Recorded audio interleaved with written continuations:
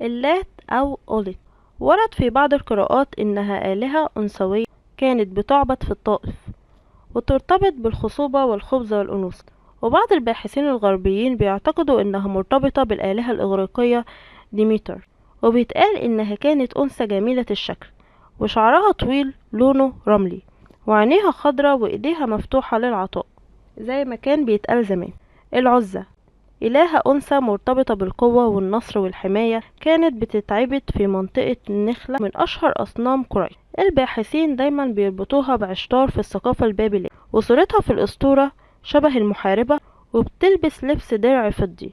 منات أقدم آلهة من الآلهة الثلاثة، كانت بتتعبد في قضيت بين مكة والمدينة، وكانت آلهة القدرة والحظ، وكانوا بيعبدوها قبائل الأوس والخزرج. وبتتقال إنها ما كانتش بتظهر بهيئة بشرية، لأ دي كانت بتظهر في شكل ضباب أسود